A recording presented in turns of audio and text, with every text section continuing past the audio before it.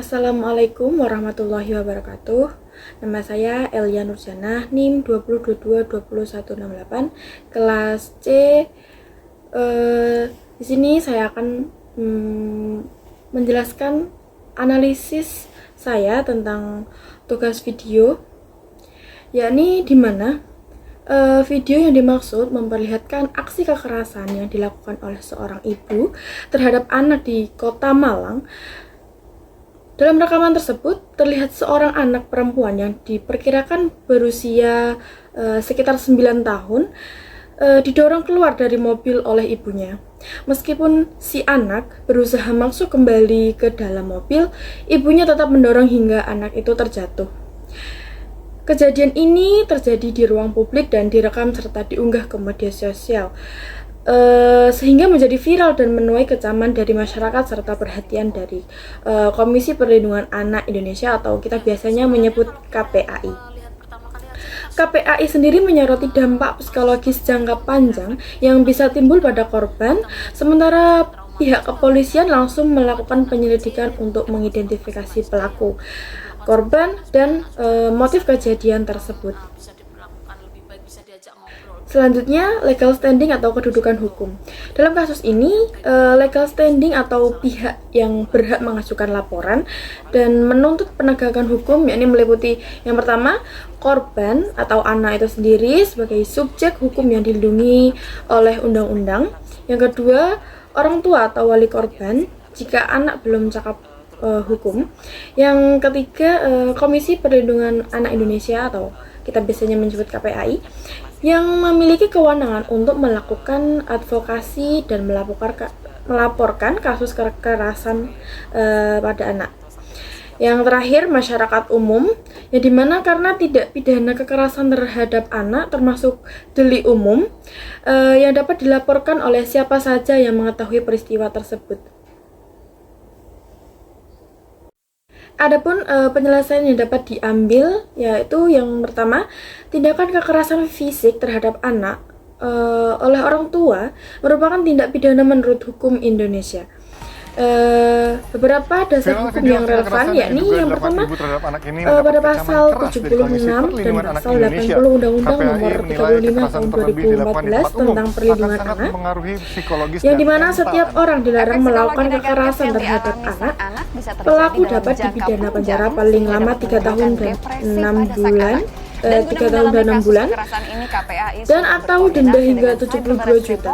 Jika pelaku adalah orang tua, pidana dapat ditambah sepertiga dari ancaman pidana pokok.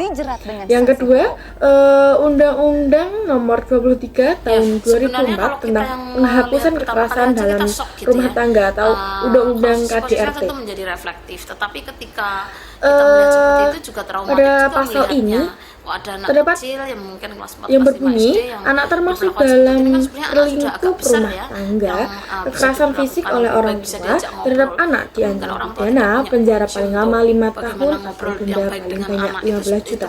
Terdapat pada pasal 44 Undang-Undang KDRT. Yang ketiga, terdapat pada pasal terdapat pada Undang-Undang 39 tahun 1999 tentang hak asasi manusia, yang dimana setiap anak berhak atas perlindungan dari kekerasan baik fisik, psikis maupun sosial, yang terdapat pada pasal 52 dan 58. Yang selanjutnya kita bisa lewat jalur restoratif justice. Selain jalur pidana, penyelesaian melalui pendekatan keadilan restoratif juga dapat pertimbangan, terutama jika kekerasan yang terjadi tergolong ringan dan atas persetujuan kedua belah pihak. Restoratif justice menekankan penyelesaian melalui musyawarah dan perdamaian antara pelaku, korban, dan keluarga dengan tujuan mengembalikan hubungan baik dan memulihkan kondisi korban. Namun, penerapan keadilan restoratif harus tetap memperhatikan kepentingan terbaik bagi anak dan tidak menghilangkan hak anak atas perlindungan hukum. Hasil analisis dan dasar hukumnya, tindakan kekerasan fisik yang dilakukan oleh orang tua terhadap anak di ruang publik sebagaimana dalam video tersebut jelas melanggar ketentuan pasal 76C dan pasal 80 Undang-Undang Perlindungan Anak serta pasal 44 Undang-Undang KDRT. Negara wajib memberikan perlindungan hukum kepada anak dari segala bentuk kekerasan, baik yang terjadi di dalam rumah tangga maupun di publik. Selain itu, aparat penegak hukum wajib segera bertindak meski tanpa adanya laporan resmi, mengingat delik ini adalah delik umum. Jika terbukti bersalah, pelaku dapat dikenai sanksi pidana sebagaimana diatur dalam undang-undang yang sudah saya sebutkan tadi. Namun, jika keluarga dan korban menghendaki penyelesaian secara musyawarah atau restoratif justice, dapat ditempuh asalkan tidak mengurangi hak anak atas perlindungan dan pemulihannya. Terima kasih. Sekian. Wassalamualaikum warahmatullahi wabarakatuh.